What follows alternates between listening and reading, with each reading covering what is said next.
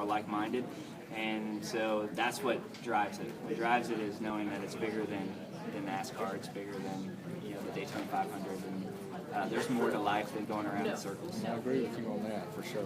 Tell me about 2018. How good you feel about it? I feel the best I've felt going into a season.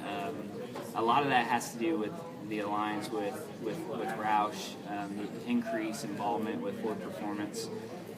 And Front Row had a great foundation to build off of, but there's a few missing elements that would really take it to the next level. And I feel like they have those key pieces now.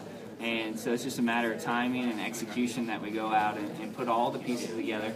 We know it's going to take time. It's going to take a lot of work. But I feel like by the time we get to the middle of the year, we'll be really challenging for top 15s, top 20s, and hopefully there's 6 or 7 races where we can challenge for a win. Feels a little different because you're in a different car, right? Yeah, absolutely. I mean, that's the tough part is there's so many unknowns for me until I get to the racetrack. And really until I get to Atlanta.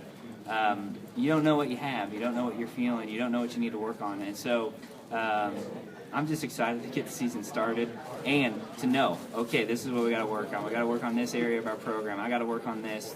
This is how you're going to have to adapt. I don't know what that is yet, and so we're just trying to build relationships at the shop with my crew chief and engineers and get a lot of that done now so that we can go to work when we hit the racetrack. Michael, I think you touched on that just a moment ago. Barry Richmond, WAKG. What does Michael need to work on? What things can you see that you might want to improve on, and areas where you feel you bring strength to the team? So I feel as a driver, you're always trying to improve, and how I do that is really with my preparation before the race. So for me, it's about planning and about having a plan and working on looking at data and overlays and what can I do to increase the performance of the race car. And so that's something I'm a student of, and I really always have been, is I try to put the time in before I get to the racetrack so that when I hit the racetrack, I know what I'm looking for, what I'm going to do, have a plan, execute it. Much like you see, an NFL team. You got to know your competitors. You got to know yourself. You got to know your strengths. You got to know your weaknesses so that you don't have those exploited on a Sunday. And I do the same thing as far as preparation goes. And so those things I'm constantly working on, and it's constantly changing. It might be where you're doing something really well this year, but you're struggling on pit road. And then you put an increased focus on, maximizing your time on pit road. It could be qualifying. You're just not executing quite good enough in qualifying. So it goes year to year and it goes racetrack to racetrack. But you do see trends. And so those are what you're trying to do. You're trying to slowly change those trends, especially if they're bad trends. And so you got to be self-aware, and you got to be self-critical, and you got to be analytical to do that.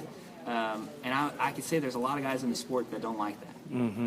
You talked about your sponsorship and, of course, your moral and your ethics as a Christian with your sponsor. How do you maintain a demeanor in an environment sometimes that maybe is not quite as welcoming or is to some degrees toxic, not so much NASCAR, but just the environment, the business and things of that nature? Yeah, and I think that for anybody, for any Christian, it's hard to stay grounded and rooted in the world that we live in and where we're surrounded. I don't feel any added pressure by having Caleb on my car.